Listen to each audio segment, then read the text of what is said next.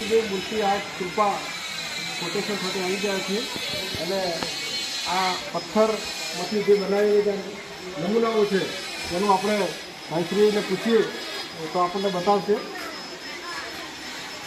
તમે જરા બતાવો ને.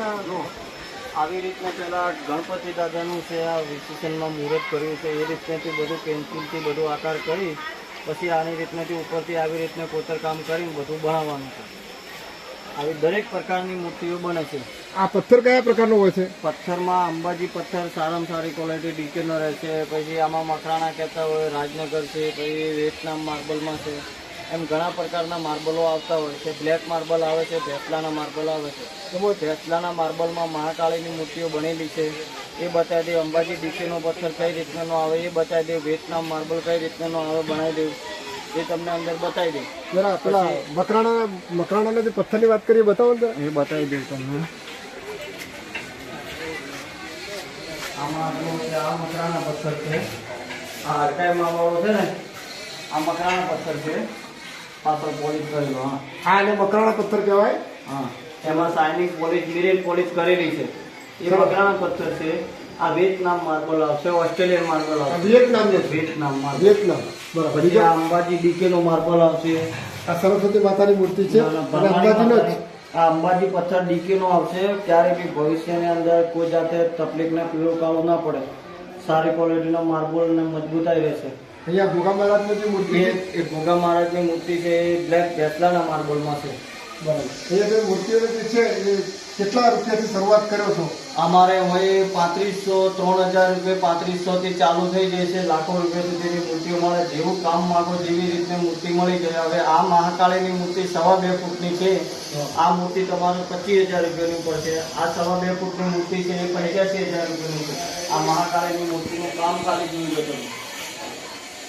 આ મહાકાળ આનું જે પોતાનું કામ છે અને આ જે પથ્થર છે એ કયો પથ્થર? એ ભેસલાના માર્બલ આવશે. બ્લેક માર્બલ રાજસ્થાનથી આવે છે. ભેસલાના માર્બલ બ્લેક માર્બલ જ આવશે. હજુ આની તમારે કલરની ડિઝાઇન બાકી છે. ઉપર પોલિશ શાઇનિંગ બધું કરવાનું બાકી છે. હજુ કશું કરેલું નથી એમાં. આ શ્રી રામચંદ્ર ભગવાનની મૂર્તિ છે.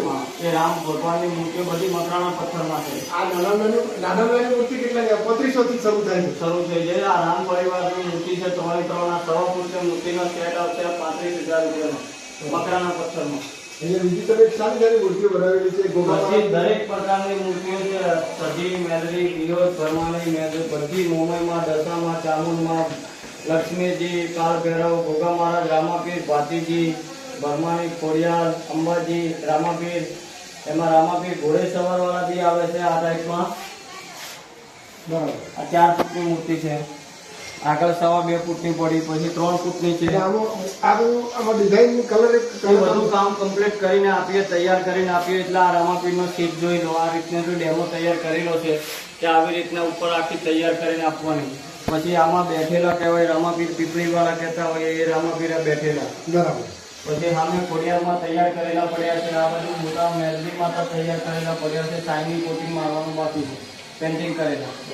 આ જે માતાજીનો જે અસવાર ભાગ છે એ ભાગની અને અંદાજે શું કિંમત અને કેટલો વજન હશે? એ એકમાં વજન 1213 કિલો જેટલું વજન છે. એમાં એની કિંમત 6-6.5 લાખ રૂપિયા જેવી કિંમત છે એમની જોડીની. અહીંયા આપણે આ જે છે આની આ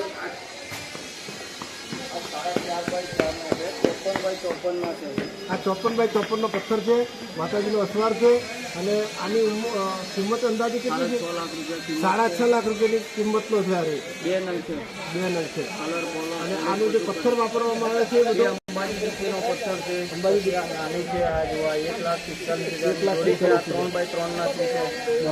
પછી આ નાના છે. આ 9,000 રૂપિયા જોડી પડશે. 15x15 ના 18x18 તમારી મુલાકાત લીધી અને તમારો ખૂબ ખૂબ આભાર.